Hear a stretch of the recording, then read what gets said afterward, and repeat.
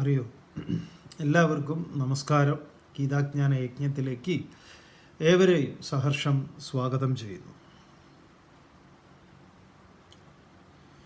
നമ്മുടെ വ്യക്തികളുടെ ഓരോ നമ്മൾ സമൂഹത്തിൽ കാണുന്ന മനസ്സിൻ്റെ അല്ലെങ്കിൽ ബുദ്ധിയുടെ ചെയ്തികളുടെ ഒക്കെ വൈകൃതങ്ങളുണ്ട്. ഒരു ഭാഗത്ത് വൈകൃതങ്ങളുണ്ടെങ്കിൽ മറുഭാഗത്ത് ഉദാത്തമായ ചിന്തകളും ഉണ്ട്. ഈ വൈവിധ്യങ്ങൾ പലപ്പോഴും നമ്മൾ എല്ലാവരും ചോദിക്കാറുള്ള ഈ വൈവിധ്യങ്ങൾക്കൊക്കെ കാരണം എന്താണ്? അതാണ് ഇവിടെ ഗീതയിൽ കൃത്യമായി പറയുന്നത്. അതിൻ്റെ കാരണത്തെയാണ് ഗുണങ്ങളെ ആശ്രയിച്ചാണ് എന്ന് പറയുന്നത്. സത്വത്തെയും രജസിനെയും തമസ്സിനെയും. അപ്പോൾ എങ്ങനെ ബുദ്ധി സാത്വികവും രാജസികവും താമസികവുമായിരിക്കുന്നു, അതുപോലെ ധൃതിയുടെ കാര്യത്തിൽ ഭഗവാൻ എങ്ങനെയാണ് ഇത് മൂന്നും വേർപിരിഞ്ഞിരിക്കുന്നത് എന്നുള്ള കാര്യം ഇവിടെ ചർച്ച ചെയ്യുകയാണ്. 33-ാമത്തെ ശ്ലോകത്തിൽ പറയുന്നു, ധൃത്യാ യയാ ധാരയത്തെ മനഃ പ്രാണേന്ദ്രിയക്രിയാഃ യോഗേന വ്യഭിചാരിണ്യാ ധൃതി സാ പാർത്ഥ സാത്വികി. സാത്വികമായ ധൃതി. എന്താണ് ധൃതി എന്നുള്ളത് ഇവിടെ വിസ്തരിക്കുക. എന്താണ് അത് എന്നുള്ളത്? ഹേ പാർത്ഥ, അല്ലയോ അർജുന, യോഗേന, യോഗം ഹേതുവായി. എന്താണ് യോഗം എന്ന് പറഞ്ഞാൽ? യുജിര് സമാധൗ യുജിര് മേളനെ എന്നാണ്. യോഗം എന്ന് പറഞ്ഞാൽ അതിൻ്റെ ചേർച്ച. ഏതുമായാണ് നാം ചേരുന്നത്, ആ ചേർച്ചയെ പറയാണ്. യോഗം ഹേതുവായി, ചേർച്ച ഹേതുവായി, അവ്യഭിചാരിണ്യ, പതറാത്ത, മറ്റൊന്നിലേക്കും ഒരു പ്രകാരത്തിലും വഴുതി വീഴാത്ത, നല്ല നിശ്ചയദാർഢ്യമാർന്ന. വ്യഭിചരിക്കുക എന്നുള്ളത് സംസ്കൃതത്തിൽ പറഞ്ഞാൽ പതിക്കുക എന്നതാണ്. മനസ്സ്, മനോബുദ്ധികളൊക്കെ മറ്റു പലയിടങ്ങളിലേക്ക് പതിക്കുക. അതെവിടെയാവാം? എവിടെയോ അവ്യഭിചാരിണ്യ, മറ്റൊന്നിലും പതിക്കാത്ത. നേരത്തെ കഴിഞ്ഞ ദിവസങ്ങളിലൊക്കെ നമ്മൾ കണ്ടിട്ടുള്ള മനസ്സിൻ്റെ ശമതമാദി ഗുണങ്ങളെക്കുറിച്ച് പറയുമ്പോൾ ചിത്തസ്യ അഗ്രേ ഏകവസ്തു വിഷയകത്വം, മറ്റൊന്നിലേക്കും പതിക്കാത്ത. നമ്മളൊരു കഥാപാത്രത്തെ ബുദ്ധിയുടെ പ്രതീകമായിട്ടാണ് ഹനുമാനെ നമ്മൾ കാണുന്നത്. ഹനുമാൻ അങ്ങനെയാണ്. ലക്ഷ്യത്തിലേക്ക് ഇറങ്ങി പുറപ്പെട്ട ഹനുമാനെ സംബന്ധിച്ച് സീതയെ കണ്ടെത്തുക എന്നതാണ്. അപ്പോൾ അതിനു മുൻപിൽ ഹനുമാന് സമുദ്രഭേദനം ചെയ്യേണ്ടുന്ന സമയത്ത്, സമുദ്രത്തെ തരണം ചെയ്യേണ്ടുന്ന സമയത്ത് കാണിക്കുന്ന ഒന്നുണ്ട്. ഹനുമാൻ എടുത്ത് ചാടുന്ന സമയത്ത് അങ്ങനെ പറന്നുകൊണ്ടിരിക്കുക. മൂപ്പരോട് ലാൻഡ് ചെയ്യാൻ വേണ്ടി അഭ്യർത്ഥിച്ചുകൊണ്ട് നല്ലൊരു റൺവേ ഒക്കെ കാണിച്ചു കൊടുത്തു മൈനാകം. ആ മൈനാകത്തോട് വളരെ ആദരവോടുകൂടി പറഞ്ഞു, ഇപ്പം എനിക്കതിന് സമയമില്ല, ഞാൻ വേറൊരു കാര്യത്തിന് പോവുകയാണ് എന്ന് പറഞ്ഞു. ഇത് തന്നെ ആ രാക്ഷസിയായിട്ടുള്ള സുരസ്യോ. ഇങ്ങനെ 2-3 തടസ്സങ്ങൾ ഹനുമാന്റെ മുന്നിലേക്ക് വന്നിട്ടുണ്ട്. അതെല്ലാം തന്നെ ലക്ഷ്യബോധമുള്ളതുകൊണ്ട്, എന്നാൽ ശരി ഇവിടെ ഇരുന്ന് ചായയൊക്കെ കുടിച്ച് നമുക്കൊന്ന് ആഘോഷിച്ചിട്ട് സാവകാശം പോവാം, അങ്ങനെയല്ല. പലപ്പോഴും നമ്മളെ വീട്ടിൽ നിന്ന് പറഞ്ഞു വിട്ടത് എന്തോന്ന് മേടിക്കാൻ വേണ്ടിയിട്ടാണ്. കടയിൽ അവിടെ എത്തിയപ്പോൾ അവിടെയുള്ള ആളുകളൊക്കെ ആയിട്ട് സംസാരിച്ച് എന്തിനാണ് ഞാൻ ഇങ്ങോട്ട് വന്നത് എന്നുള്ള കാര്യം മറന്നുപോയി. മെഡിക്കൽ ഷോപ്പിൽ മരുന്നിന് വിട്ടതാ. ലക്ഷ്യബോധമില്ലായ്മ അത് വലിയൊരു പ്രശ്നമാണ്. അപ്പോൾ ഇവിടെ എന്താ പറയുന്നത്? അവ്യഭിചാരിണ്യ, വ്യഭിചരിക്കാത്ത, മറ്റൊന്നിലേക്കും പ്രവേശിക്കാത്ത, സമാധിസ്ഥനായിട്ടുള്ള ആ ധൃത്യ, യയാ ധൃത്യ, യാതൊരു ധൃതി കൊണ്ട് മനഃ പ്രാണേന്ദ്രിയ ക്രിയാഹ, മനസ്സാകട്ടെ പ്രാണവൃത്തികളാകട്ടെ ഇന്ദ്രിയങ്ങളുടെ കണ്ണ്, മൂക്ക്, നാക്ക്, ത്വക്ക്, ചെവി, എടുക്കുക, കൊടുക്കുക, നടക്കുക ഇത്യാദി കാര്യങ്ങളിലെല്ലാം തന്നെ അതൊക്കെ എത്ര മനോഹരമായിട്ടാണ് ധാരയതേ, ധരിക്കുന്നത്. സാ ധൃതി സാത്വികി, അത് സാത്വികമായ ധൃതിയാകുന്നു. അപ്പം എന്താണ് ധീ ധ്യൈ ചിന്തായാം എന്നതാണ്. ധ്യാനത്തിന് നമുക്ക് ഏതൊന്നിനെയാണ് ധ്യാനിക്കുന്നത് അതിൽ നിന്ന് അതിന് മറ്റു പലതിലേക്ക്, ഇപ്പം കൃഷ്ണനെ ധ്യാനിക്കുന്നു എന്ന് പറഞ്ഞിട്ട് അടുത്ത വീട്ടിലെ കൃഷ്ണൻ നായരെ ധ്യാനിച്ചാൽ എങ്ങനെ ഉണ്ടാവും? നമ്മളൊരു കാര്യം ധ്യാനിക്കാൻ പുറപ്പെടുമ്പോൾ പല പല പല പല ഇടങ്ങളിലേക്ക് പോകും. അങ്ങനെ പല ഇടങ്ങളിലേക്ക് പതറാത്ത സമാധിയെ ലക്ഷ്യം വെച്ചുകൊണ്ടുള്ള ഒരു ധ്യാനം, അതിൽ ധീയുടെ വൃത്തി, അതാണ് ഇന്നലെ പറഞ്ഞ ധിയോയോന്ന പ്രചോദയാ എന്ന ഗായത്രിയുടെ പ്രാർത്ഥന. അതെന്താകുന്നു? ധൃതി സാ പാർത്ഥ സാത്വികി, അല്ലയോ അർജുന, അതാകുന്നു സാത്വികമായ ധൃതി എന്ന് പറയും. അപ്പോൾ ഈ ധൃതിയുടെ ലക്ഷ്യാർത്ഥം തന്നെ എന്താണ്? ചാഞ്ചല്യമില്ലാത്ത മനസ്സാണ്, അചഞ്ചലമായിട്ടുള്ളതാണ് എന്ന് പറയാം. ആ സാത്വികമായ മനസ്സുറപ്പ്, അതുകൊണ്ടാണ് ഈ ഒരു സ്ഥിരത എന്ന് പറയുന്നത് കൈവരിക്കാൻ സാധിക്കുന്നത്.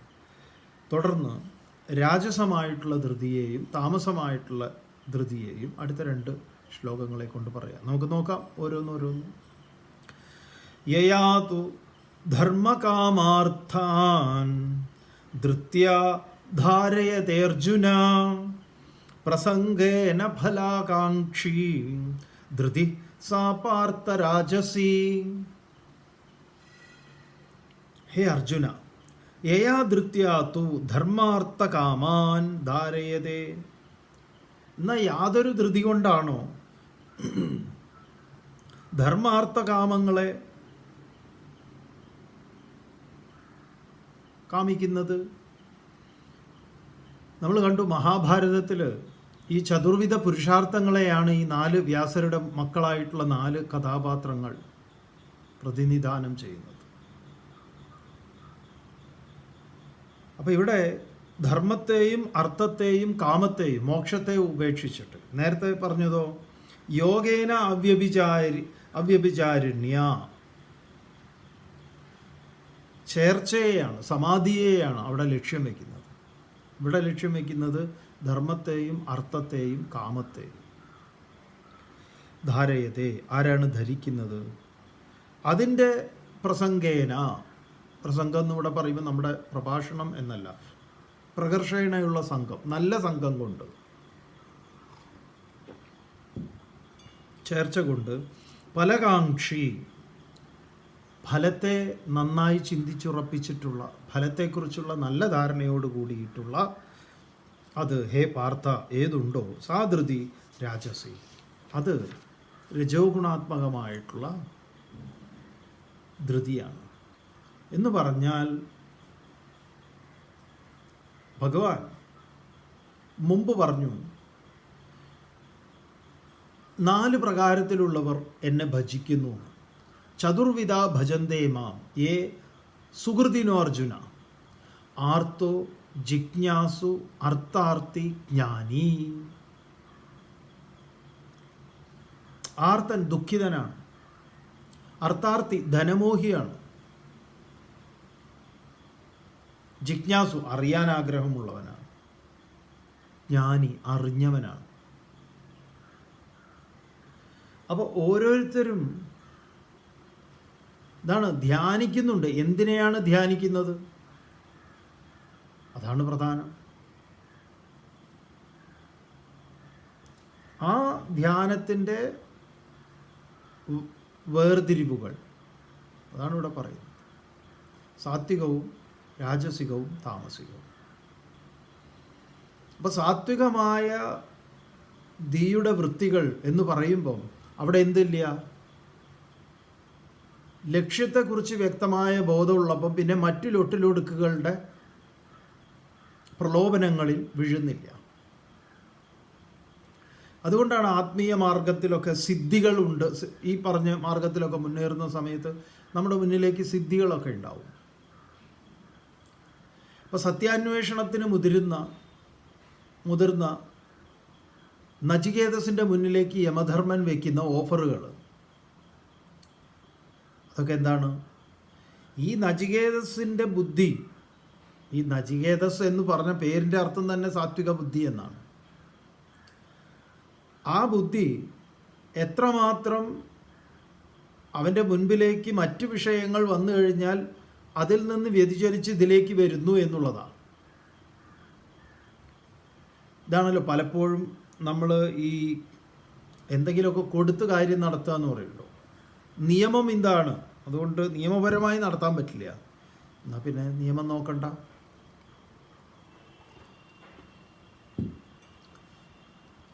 കൈക്കൂലി എന്തെങ്കിലും, പക്ഷേ ഇയാൾ കൈക്കൂലി ഒന്നും വാങ്ങില്ല, ഇയാളെ അങ്ങനെ വീഴ്ത്താൻ പറ്റില്ല, മൂപ്പര് ആ കാര്യത്തിൽ വളരെ സ്ട്രിക്റ്റാണ്, ഒന്നും ചെയ്യാൻ പറ്റില്ല എന്ന് വന്നു കഴിഞ്ഞാലോ ഒന്നും ചെയ്യാൻ പറ്റില്ല.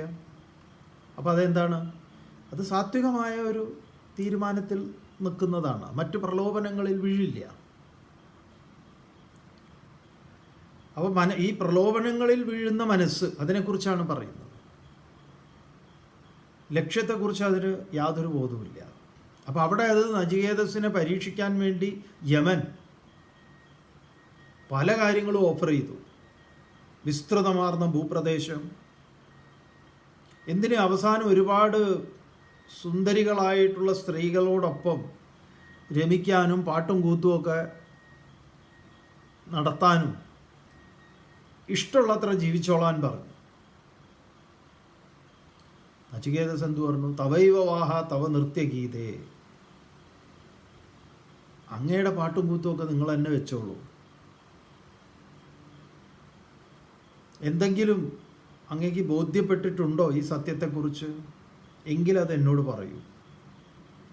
അന്യത്ര ധർമാത് അന്യത്ര ധർമാത് അന്യത്ര അസ്മാത് കൃതാകൃതാച്ച അന്യച്ച ഭൂതാച്ച ഭവ്യാച്ച യത്തത് പശ്യസി തത്വത.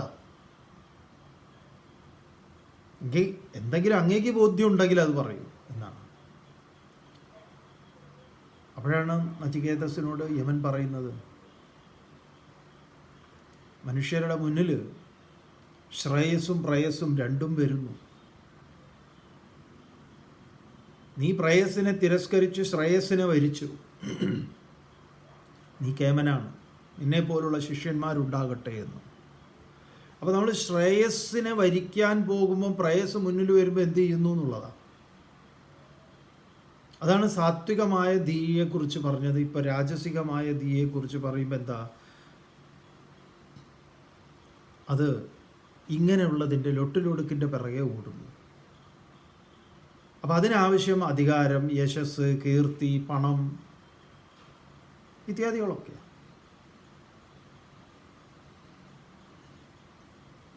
അപ്പം നമ്മളോടും ഇതൊക്കെ കിട്ടാൻ വേണ്ടി ഇന്നത് ചെയ്യാമെന്ന് പറയും. നേരത്തെ പറഞ്ഞത് തന്നെ,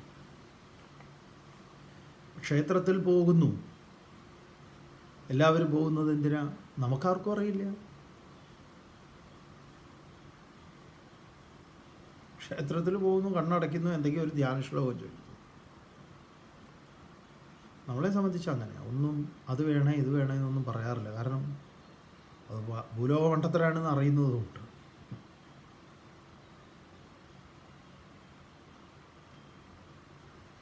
ഏതാണോ മൂർത്തി, അവിടെ അതുമായിട്ട് ബന്ധപ്പെട്ട ഒരു ശ്ലോകം ചൊല്ലും, അത്രയേ ഉള്ളൂ.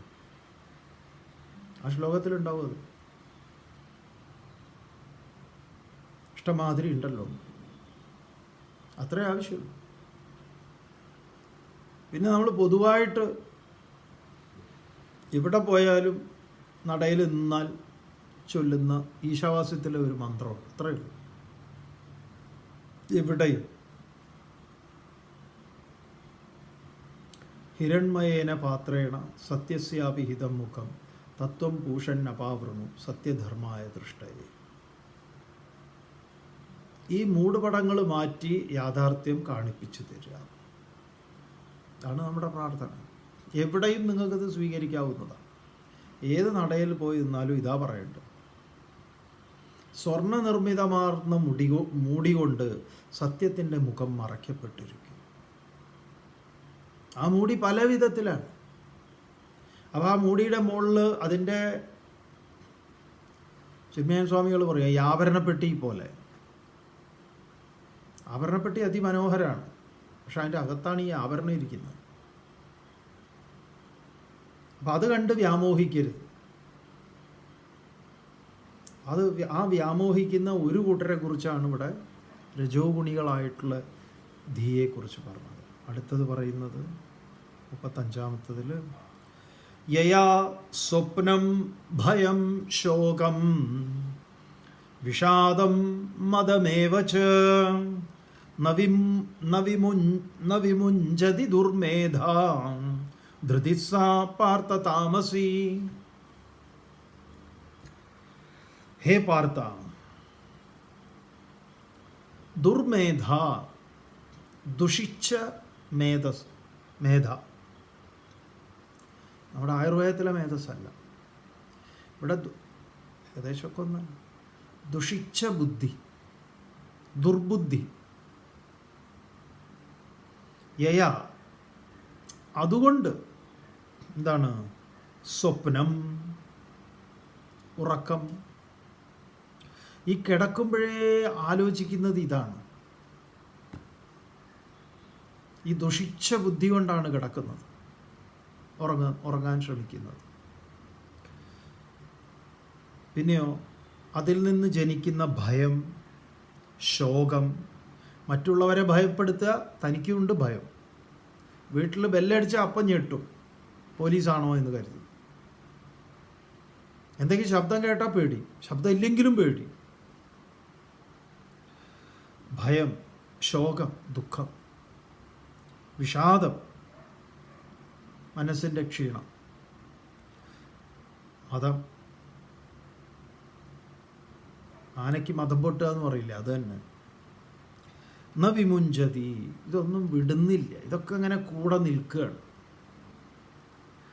അങ്ങനെയുള്ള സാധൃതി താമസീയവ, തമോ ഗുണപ്രധാനമായിട്ട്. ഇത്തരത്തിലാണ് ധ്യാനം. ഇതൊക്കെയാണ് പരിപാടി. സത്വത്തിനും രജസ്സിനും നേരെ വിപരീതമായിട്ടുള്ളത്. ഇതൊക്കെ നാട്ടിലില്ലേ? ഇങ്ങനെയാണ് ഇവരൊക്കെ പദ്ധതികൾ ആസൂത്രണം ചെയ്യുന്നത്. നശീകരണ പ്രവർത്തനങ്ങൾ. ഏത് നശീകരണ പ്രവർത്തനങ്ങളും രൂപപ്പെടുന്നത് ഇങ്ങനെയാണ്, ഈ ധൃതിയിൽ നിന്നാണ്. ഓരോ പദ്ധതികളും നമ്മൾ ദിവസവും കാണുന്നില്ലേ? കാണരുത്, കേൾക്കരുത് എന്ന് നമ്മൾ ആഗ്രഹിക്കുന്നുവെങ്കിലും ഇത് തന്നെയാണല്ലോ ആവർത്തിച്ച് കാണുകയും കേൾക്കുകയും ചെയ്യുന്നത്. മനുഷ്യൻ ഓരോന്ന് കണ്ടിട്ടും പഠിക്കുന്നില്ലല്ലോ എന്നൊക്കെ നമ്മൾ പറയും. പക്ഷേ അങ്ങനെ പ്രതീക്ഷിക്കൊന്നും വേണ്ട. കാരണം എന്താ? ഈ ഗുണങ്ങളുടെ അതിൻ്റെ പ്രബലമായിട്ടുള്ളതാണ്. അതാണ് അർജുനൻ പറയുന്നത്. അനിച്ഛൻ, ആഗ്രഹിക്കാഞ്ഞിട്ട് പോലും ബലാദിവ. അതെ, അപ്പം നമ്മൾ എത്രമാത്രം കരുതലോടുകൂടി ഈ മനുഷ്യൻ എന്ന ഉപകരണം ഉണ്ടല്ലോ, ഏറ്റവും സങ്കീർണമാണ്. മനസ്സിൻ്റെ കാര്യമാണെങ്കിൽ പറയുകയും വേണ്ട.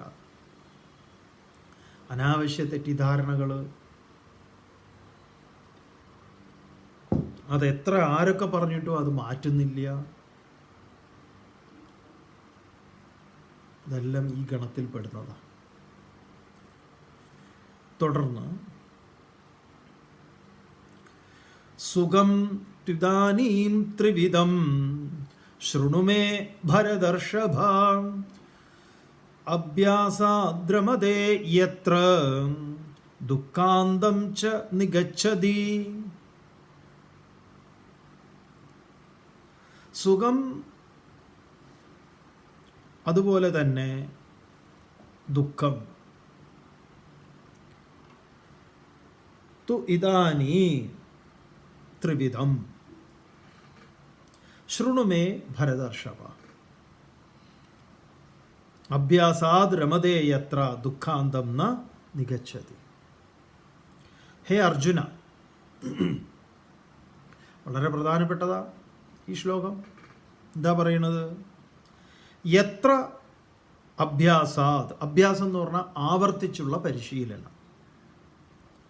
ഏതൊന്നിൽ, എവിടെയാണോ നമ്മൾ ആവർത്തിച്ച് പരിശീലിക്കുന്നത്, എന്നിട്ടോ രമതേ, രമിക്കുന്നത്, ദുഃഖാന്തം, ദുഃഖത്തിൻ്റെ അവസാനത്തെ, നിഗച്ഛതി, പ്രാപിക്കുകയും ചെയ്യുന്നത്, തത്, ആ സുഖം. ചുരുക്കി പറഞ്ഞാൽ സുഖം ത്രിവിധം, 3 തരത്തിലുണ്ട്. അപ്പോൾ സാത്വികമായ സുഖമുണ്ട്, രാജസികമായ സുഖമുണ്ട്, താമസികമായ സുഖമുണ്ട്. നമുക്ക് ഭഗവത്ഗീത എന്ത് ഗംഭീരമായിട്ടുള്ളൊരു കൃതിയാണ് എന്ന്. നമ്മൾ ആ സുഖം എന്നല്ലേ പറയുള്ളൂ. ഇവിടെ അതിനെയും അപഗ്രഥിക്കുന്നു. അതെങ്ങനെ ത്രിഗുണങ്ങളുമായി ചേർന്ന് നിൽക്കുന്നു? ഇതാനീ മേ ശൃണു, അത് എന്നിൽ നിന്ന് നീ കേട്ടാൽ. ധൃതിയെക്കുറിച്ച് പറഞ്ഞു. ഇവിടെ ഇപ്പം എന്താണ്? സുഖത്തെക്കുറിച്ച് പറയും. ഈ സുഖത്തിൻ്റെ 3 വകഭേദങ്ങൾ. അങ്ങനെയൊക്കെ ഉണ്ടോ? അതെ, എന്നാൽ പിന്നെ ഒന്ന് കേൾക്കണമല്ലോ. അതാ കേട്ടോളൂ. യത്തദഗ്രേ വിഷമിവ പരിണാമേ അമൃതോപമം തത്സുഖം സാത്വികം പ്രോക്തം ആത്മബുദ്ധി പ്രസാദജം. ഇതൊക്കെ നമ്മൾ എന്താണ് എപ്പോഴും ഉപയോഗിക്കാറുള്ളതാണ്. നമ്മുടെ അമ്മമ്മ പറയും, ആദ്യം കഴിക്കും പിന്നെ മധുരിക്കും. അതാണിപ്പോൾ പറയുന്നത്. അതാണ് ആ സാത്വികമായ സുഖത്തെക്കുറിച്ചുള്ള നിർവചനം. എന്താ പറയണത്? യത്തത് അഗ്രേ വിഷം ഇവ, ആദ്യം തന്നെ അത് എന്താണ്? കുറച്ച് വിഷമമാണ്. കയ്ക്കും കഷായം പോലെ. അതായത് അതിൻ്റെ അനുഭവം എന്ന് പറയുന്നത് കുറച്ച് കഷ്ടപ്പെട്ടതാണ്. ശരീരത്തിൻ്റെ ഭാരം കുറയ്ക്കുക എന്നുള്ളത് കുറച്ച് കഷ്ടപ്പാട് തന്നെയാണ്. നടക്കണം, ഓടണം, ഒരുപാട് എക്സസൈസൊക്കെ ചെയ്യണം. 1 കിലോ കുറയാനുണ്ടല്ലോ, നല്ല ബുദ്ധിമുട്ടാണ്. എന്നാൽ 1 കിലോ കൂട്ടാനോ വെറുതെ ഇരുന്നിട്ട് ഇങ്ങനെ ഒരു ഐസ്ക്രീം കഴിച്ചാൽ മതി. കുറച്ച് കഴിച്ചാൽ മതി. 1 കിലോ ഒന്നും കഴിക്കണം എന്നില്ല. ഒരു 50 ഗ്രാം, ഒരു 1.5 കിലോ കൂടിക്കോളൂ.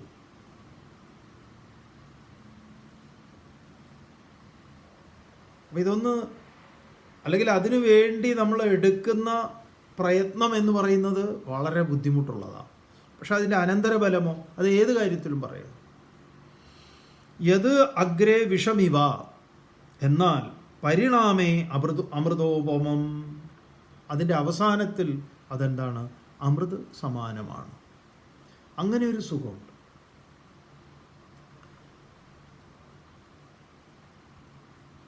ഒരു 3/4 മണിക്കൂർ, അരമണിക്കൂർ നടക്കുക, നിൽക്കാതെ, എവിടെയും നിൽക്കുക ഇരിക്കുകയൊന്നും ചെയ്യാതെ നടക്കുന്നു.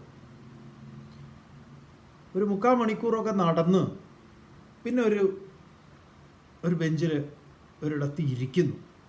എന്തൊരു സുഖമാണ്. അങ്ങനെ നടക്കാതെ ഇരിക്കുന്ന കിട്ടുമോ ആ സുഖം? ഇല്ല. ഈ നടക്കുക എന്ന് പറഞ്ഞത് കുറച്ച് തടിയൊക്കെ ഉള്ളവർക്ക് ഇങ്ങനെ നടക്കുക എന്നുള്ളത് കുറച്ച് ബുദ്ധിമുട്ടുള്ള കാര്യമാണ്. അങ്ങനെ ശരീരത്തിൻ്റെ ഭാരം കുറഞ്ഞു വരുമ്പോൾ എന്തുണ്ടാവും? ഒരു സുഖം ഉണ്ടാവും. അങ്ങനെ കിട്ടുന്ന സുഖം കിട്ടണമെങ്കിൽ ആദ്യം ചെയ്യുന്ന പണിക്ക് എന്തുണ്ട്? ദുഃഖമുണ്ട്. ഏത് കാര്യത്തിലും അങ്ങനെയാണ്. ഏതും അതിൻ്റെ പ്രവൃത്തി, അതിനെയാണ് ഈ തപസ് എന്ന് പറയുന്നത്. സഹനം സർവദുഃഖാനാം അപ്രതീകാരപൂർവകം ചിന്താവിലാപരഹിതം. തിതിക്ഷ എന്ന് പറയുന്നത് അതിനെയാണ്. അപ്പം തിതിക്ഷ എടുക്കുന്ന സമയത്ത് എന്താണ്? അത് ഏതാണെങ്കിലും, ഇപ്പോൾ ഉപവാസമാണെങ്കിലും വ്രതങ്ങളാണെങ്കിലും എല്ലാം അനുഷ്ഠാനത്തിൽ ദുഃഖമാണ്, അതിൻ്റെ അനന്തരമോ സുഖമാണ്. ഐസ്ക്രീം ഇങ്ങനെ കഴിക്കാൻ സുഖമാണ്, അനന്തരം എന്താണ്? ദുഃഖമാണ്. കഷായം കഴിക്കാൻ ദുഃഖമാണ്, പക്ഷെ അനന്തരം സുഖമാണ്. അതുപോലെ പറയണം, യദഗ്രേ വിഷമിവ പരിണാമേ അമൃതോപമം ആത്മബുദ്ധി പ്രസാദജം. ആ ആത്മബുദ്ധി പ്രസാദജം, ആത്മാവിൻ്റെയും ബുദ്ധിയുടെയും പ്രസാദത്തിൽ നിന്നുണ്ടാകുന്ന തത് സുഖം, ആ സുഖം സാത്വികം പ്രോക്തം, സാത്വികമാണെന്ന് പറയപ്പെടും. അതാണ് ചിലർക്ക് സുഖം. മറ്റു ചിലർ നോക്കുന്ന സമയത്ത് ഓ എങ്ങനെ ഇയാളിത് കഴിക്കണത്? ഇപ്പം ജ്യൂസിൽ പഞ്ചസാര ഇടുക, പഞ്ചസാരയില്ല സാക്കറിൻ കുറേം കൂടെ അതായിട്ടുള്ള ഇടുക, കുടിക്കുന്നു. അതല്ലാതെ അതിൻ്റെ സ്വതസിദ്ധമായത് സ്വീകരിക്കുന്നു. നമ്മൾ നാടൻ ഭാഷയിൽ പറയാറുണ്ടല്ലോ, ആദ്യം കഴിക്കും പിന്നെ മധുരിക്കും. അത് തന്നെ, അത് ഭഗവത്ഗീതയാണ്. അങ്ങനെ ആദ്യം കഴിക്കും പിന്നീട് മധുരിക്കും എന്ന് പറയുന്ന ഒരു സുഖമുണ്ടല്ലോ, ആ മധുരിക്കൽ, അതിനെയാണ് സാത്വികം എന്ന് പറയുന്നത്. തുടർന്ന് വിഷയേന്ദ്രിയ സംയോഗാത്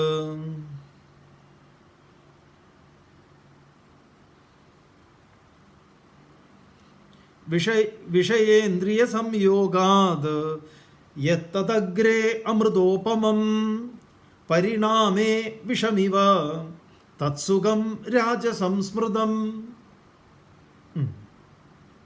വിഷയേന്ദ്രിയ സംയോഗാത്, വിഷയങ്ങളും ഇന്ദ്രിയങ്ങളും തമ്മിലുള്ള സംയോഗം കൊണ്ട്. എന്തൊക്കെയാണ് വിഷയങ്ങൾ? ശബ്ദ സ്പർശ രസ രൂപ ഗന്ധ. അതിന് കണ്ണ് മൂക്ക് നാക്ക് ത്വക്ക് ചെവി. അതിൽ യത് തത് അഗ്രേ, ആരംഭത്തിൽ തന്നെ എന്താണ്? നല്ല അമൃതം, ഹായ്. അത് തന്നെ മധുസൂദനൻ നായർ സാറിൻ്റെ കവിത കേട്ടിട്ടില്ലേ? നമ്മൾ പലപ്പോഴും പറയാറുണ്ട്, ഒരു കിളിയും 5 വേടന്മാരും.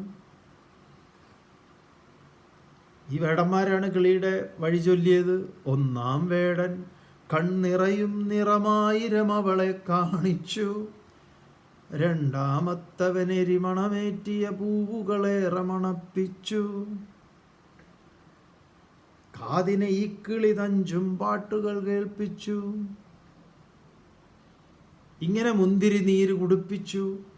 അപ്പൊ പറയുന്നുണ്ട്, എന്തൊരു കേമം ഇതെന്തൊരു കേമം, പൈങ്കിളി തന്നെ മറന്നേ പോയി. അതാണ് പ്രശ്നം. പൈങ്കിളിയെ മറന്നുപോയി. പിന്നെ പൈങ്കിളി അറിയണേ, എത്തിയതയ്യോ കാടല്ല, അവിടെങ്ങും പൂവിനു മണമില്ല,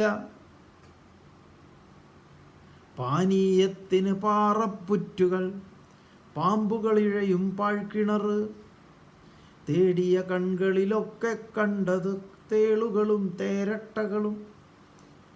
അങ്ങനെ പോണം. എല്ലാം വിപരീതങ്ങൾ. കൊക്കോകോള ഇങ്ങനത്തെയൊക്കെ പറഞ്ഞ സാധനങ്ങൾ കുടിക്കുമ്പോൾ നല്ല സുഖം, അനന്തരം പ്രശ്നം.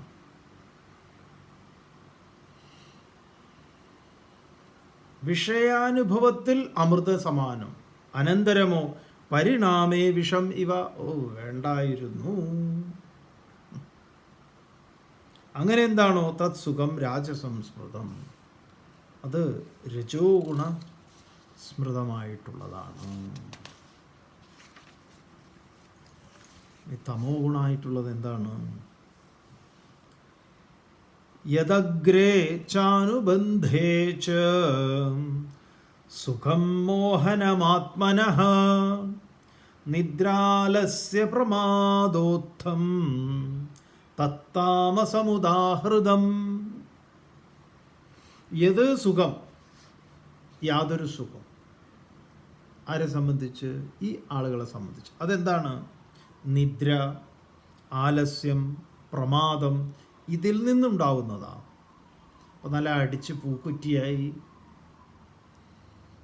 അതാണ് അഗ്രേ അനുബന്ധേച്ച്, മുമ്പിലും തുടക്കമേ അങ്ങനെയാണ്, ഒടുക്കം പിന്നെ പറയണ്ടല്ലോ. ആത്മന മോഹനം തത്സുഖം, തനിക്ക് തന്നെ മോഹം ഉണ്ടാക്കുന്ന, മോഹാലസ്യം ഉണ്ടാക്കുന്ന തത്സുഖം താമസം ഉദാഹൃതം. അതാണ് തമോ ഗുണപ്രധാനമായിട്ടുള്ളത് എന്ന് പറയുന്നത്. അപ്പം അതിൽ വെറും ഈ പറഞ്ഞ നിദ്രയും ആലസ്യവും പ്രമാദവും, ഇതിൽ നിന്നാണ് ഇതിൻ്റെ തുടക്കവും ഒടുക്കവും എന്ന് പറയുന്നത്. അതൊരു സുഖമാണോ എന്ന് ചോദിച്ചാൽ പറഞ്ഞ പോലെയാണ്. ചിലരെ സംബന്ധിച്ച് അതാണ് സുഖം. അപ്പോൾ എണീക്കുക എന്ന് പറഞ്ഞു കഴിഞ്ഞാൽ തന്നെ ഭയങ്കര ബുദ്ധിമുട്ടാണ്. എന്തിനാ ഈ എണീക്കുന്നതെന്ന് ചോദിച്ചു കഴിഞ്ഞാൽ ഒന്ന് ബാത്റൂം പോകാൻ വേണ്ടിയിട്ടാണ്. എന്നിട്ട് അവിടെ അങ്ങനെ ഇരുന്ന് അങ്ങനെ ഉറങ്ങും. എന്നാൽ അവിടുന്ന് മര്യാദയ്ക്ക് ഒരു ശൗചാദികളൊന്നും ഉണ്ടോയെന്ന് ചോദിച്ചാൽ ഉണ്ടാവില്ല. നേരെ വന്ന് വീണ്ടും കിടക്കും.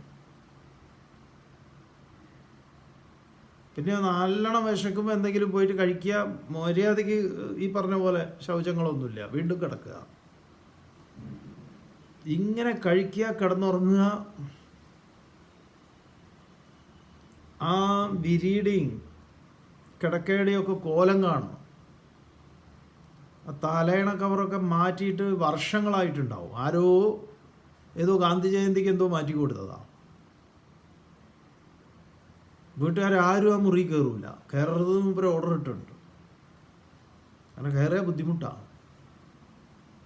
കുറേ പെരിച്ചാഴി അതും ഇതൊക്കെ ഉണ്ട്. പിന്നെ ജങ്ക് ഫുഡൊക്കെ ഈ സ്വിഗ്ഗിയിൽ നിന്നൊക്കെ ഓർഡർ കൊടുക്കും.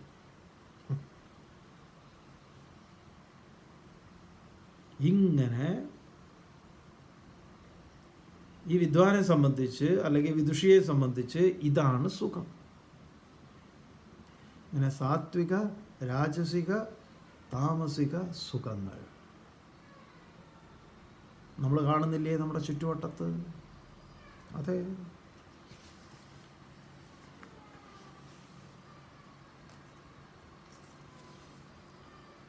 അസന്നിഗ്ധമായിട്ട് ഭഗവാൻ ഇവിടെ പറയുന്നു.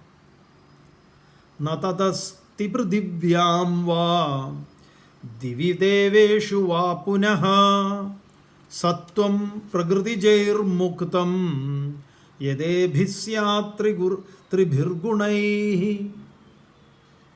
ഇതൊരു ഗംഭീര പറച്ചിലും ഒരു കലാശക്കൊട്ടുമാണ്. എന്താണ്?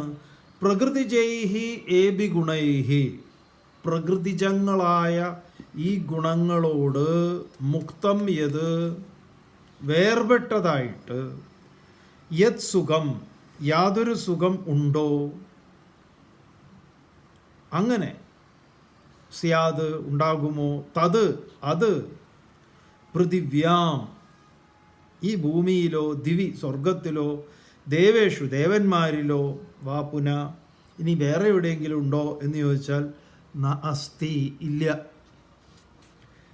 അതുകൊണ്ട് ഇത് ഈ ഗുണം വേർപെട്ടിട്ടുള്ളതായ സത്വരജ തമോ ഗുണങ്ങളാൽ സമ്മിശ്രമാണ് ഈ പ്രകൃതിയിലെ എല്ലാം. ഇതിൽ നിന്ന് വേറിട്ട ഒരു നിൽപ്പ് ഈ പ്രപഞ്ചത്തിലോ ഭൂമിയിലോ സ്വർഗത്തിലോ പാതാളത്തിലോ എവിടെയുമില്ല എന്ന് പറയും. എല്ലായിടത്തും ഇതുണ്ട്. പക്ഷേ ഇതുണ്ട്, ഇത് നമ്മൾ നിസ്സഹായരാണ് എന്നാണോ? അല്ല. നമുക്കിതിനെ കൂട്ടിയും കുറച്ചും നമുക്കിതിനെ രൂപപ്പെടുത്താം. അതിനെയാണ് ഈ പുരുഷ പ്രയത്നം എന്ന് പറയാം. നമുക്ക് ഇതിനെ നാം അറിയുന്നു, മനസ്സിലാക്കുന്നു. അതിൽ നിന്ന് എങ്ങനെയാണ് സത്വം വർദ്ധിക്കുന്നതിന് എന്തൊക്കെ വേണം തുടങ്ങിയിട്ടുള്ള കാര്യങ്ങൾ. നമ്മുടെ ഭക്ഷണത്തിൽ മാറ്റം വരുത്തേണ്ടതുണ്ട്, പല കാര്യങ്ങളുമുണ്ട്. ഇനി ഭഗവത്ഗീതയിൽ വളരെ വിവാദങ്ങളുള്ള ഭാഗങ്ങളാണ് ബ്രാഹ്മണൻ, ക്ഷത്രിയൻ, വൈശ്യൻ, ശൂദ്രൻ, അവരുടെ കർമ്മങ്ങൾ ഇത്യാദി കാര്യങ്ങളൊക്കെ വരുന്നത്. 18-ാം അധ്യായത്തിൽ വളരെ പ്രധാനപ്പെട്ട ഭാഗമാണ്. നമുക്ക് നാളെ കാണാം. ഓം പൂർണ്ണമദഃ പൂർണ്ണമിദം പൂർണ്ണാത് പൂർണ്ണമുദച്യത്തെ പൂർണ്ണസ്യ പൂർണ്ണമാദായ പൂർണ്ണമേവാവശിഷ്യത്തെ. ഓം ശാന്തി ശാന്തി.